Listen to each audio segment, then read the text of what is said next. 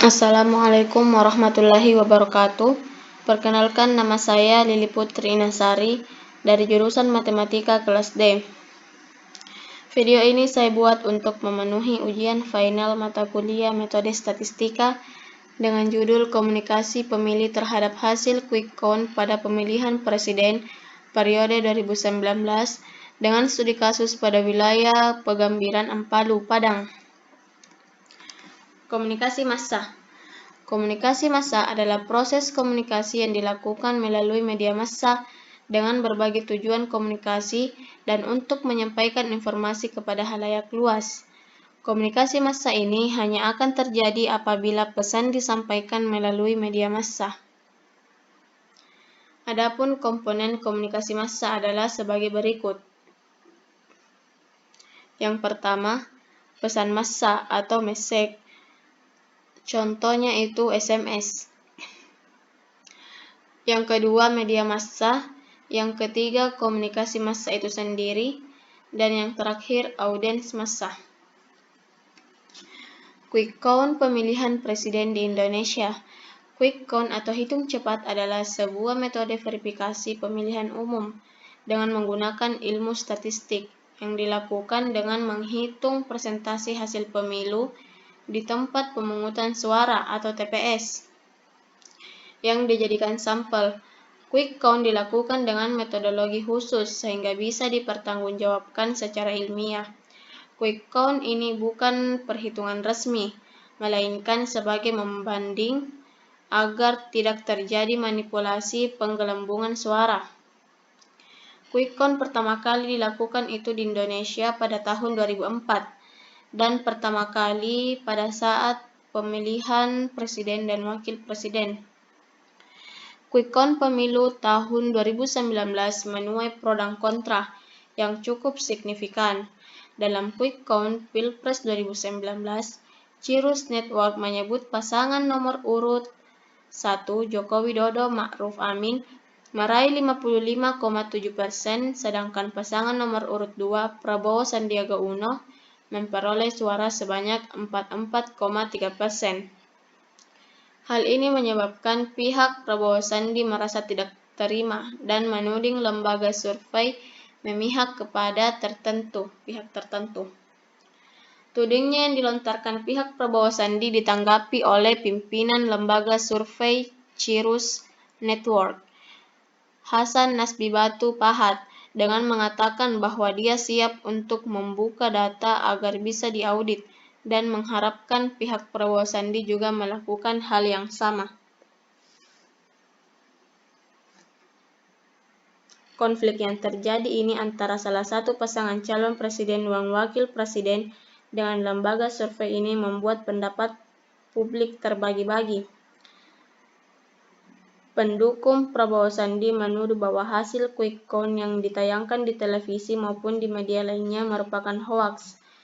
Perlawanan mereka di dunia maya ditunjukkan dengan tagar #ini curang. Kemudian teori pemaknaan.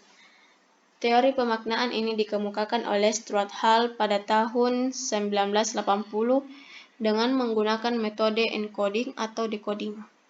Model encoding atau decoding tersebut sangat berpengaruh dalam mengkaji hubungan antara teks dan halayak. Crowd dan Haynes menyebutkan bahwa encoding atau decoding berfokus kepada hubungan antara pesan media sebagaimana itu dikonstruksikan atau encode oleh produsen media dan bagaimana pesan itu diinterpretasikan atau decode oleh halayak. Berikut model encoding atau decoding Stuart Hall. Kemudian paradigma interpretif konstruktivis. Secara metodologi, teori pemaknaan termasuk dalam paradigma interpretif konstruktivis, di mana menurut Neumann, paradigma interpretif konstruktivis dalam konten penelitian sosial digunakan untuk melakukan interpretasi dan memahami alasan-alasan dari pelaku terhadap tindakan sosial yang mereka lakukan. yaitu cara-cara dari pelaku untuk mengkonstruksi kehidupan mereka dan makna yang mereka berikan kepada kehidupan tersebut. Kita langsung pada metode penelitian. Metode penelitian yang akan digunakan dalam penelitian ini adalah metode analisis resepsi dengan pendekatan kualitatif. Analisis resepsi dipilih karena akan memberikan pandangan yang lebih jelas dalam proses interpretasi dan penggunaan media dalam konteks hari-hari di mana halayak mengartikan kembali dan menghasilkan makna dari teks yang mereka konsumsi. Objek yang akan diteliti pada penelitian ini adalah quick count pada pemilihan umum 2019. Kemudian subjek penelitian pada penelitian ini adalah informan yang dipilih melalui metode purposive sampling. Informan dalam penelitian ini merupakan masyarakat Pegambiran Ampalu Padang yang merupakan bagian dari daftar pemilih tetap. Berpartisipasi dalam pemilu 2019 dan mengkonsumsi quick count di media massa. Pengumpulan data dilakukan dengan melakukan wawancara mendalam dengan 2 orang masyarakat untuk menggali tanggapan mereka tentang quick count pada pemilu 2019. Untuk itu diperlukan panduan wawancara yaitu berupa daftar pertanyaan yang kemudian akan berkembang saat wawancara berlangsung. Kemudian hasil metode kita hasil dan pembahasan. Makna yang timbul atas quick count pemilihan presiden pada pemilu 2019. Mengenai hasil quick count yang ditayangkan di televisi, Nella mengaku tidak mempercaya hasil tersebut. Nella beranggapan bahwa media saat ini sudah tidak netral sehingga apa yang diberitakan kepada masyarakat belum tentu benar. Nella merasa hasil tersebut sudah dipengaruhi kepentingan media, baik dari pihak lembaga survei maupun media sebagai yang menyajikan memihak kepada salah satu pasangan calon presiden dan wakil presiden.